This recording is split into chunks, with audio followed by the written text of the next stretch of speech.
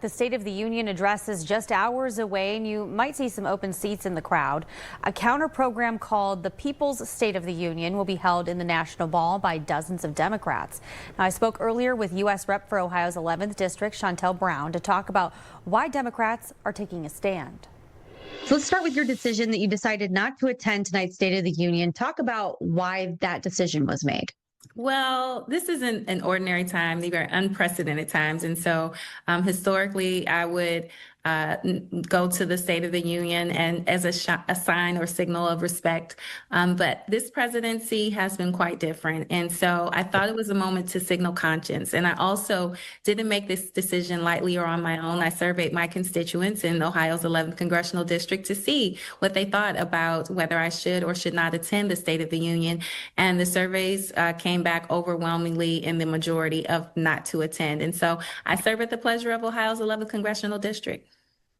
Protesting or boycotting the State of the Union, it's not uncommon. We have seen this in the past, especially when the tensions are high between two parties. But what is the message that you're sending? What do you want the voters that you represent to know?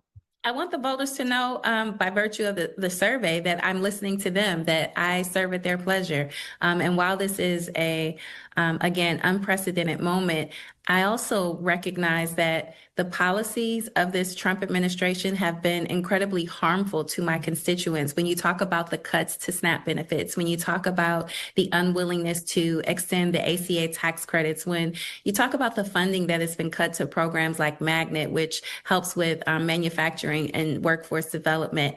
I could go on and on. Prices of groceries that are gone up. Unemployment is going up. There are so many things that are moving in the wrong direction under this president who said that he would fix it all on day one.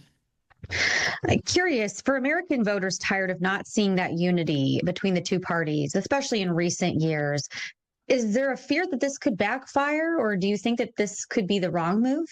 Absolutely not. I think what my constituents recognize is that I am an individual who is willing to work across the aisle, and my track record proves that. I've had success with passing legislation with colleagues like Nancy Mace as it relates to cybersecurity, workforce development in the cybersecurity space. And so my constituents know I am more than willing to work across the aisle to deliver for them. And let's talk about the counter programming then. What will be focused on? What do you know in terms of how it will be operated? What will it entail?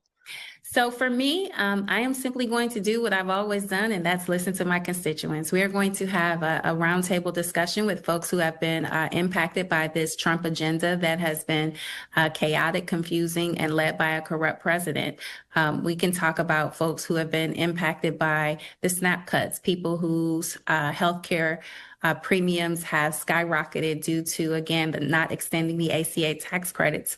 We can talk to the business community about not receiving funding for the programs that have helped them in the past. There are so many things. Even as a member of the Ag Committee, I've gone around to rural parts of the state, and our farmers have been hurt by Trump's reckless and lawless tariffs that have also been ruled illegal by the Supreme Court most recently. So there's a lot to discuss, and I want to hear from the people, and that's how I'm going to spend my time.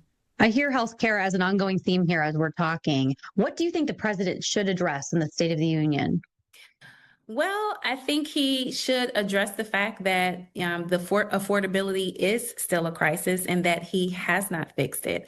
I hope that he will address moving forward with a solution to end the wars that he said he would end on day one. There are going to be Epstein survivors in the room. Perhaps he can take that moment to acknowledge and apologize and recognize them for their strength and their ability to turn their pain into power and their tragedy into triumph. There's a lot of things I would hope for, but the reality is I expect this president to blame President Joe Biden for everything that's wrong with the country and to try to take credit for everything that's right.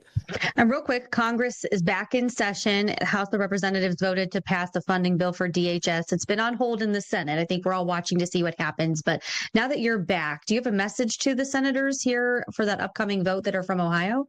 I hope that they will do the right thing. I think that it is very clear that American citizens should not be abused and taken terrorized by an agency such as ICE. And so if we continue to fund things like that, that sends a bad signal across the board. All right, we're watching to see what happens with that piece of legislation, then also what happens this evening. We'll be watching both programs. It looks like there's going to be a lot happening here this evening. Thank you so much for taking the time to join us. Thank you for having me.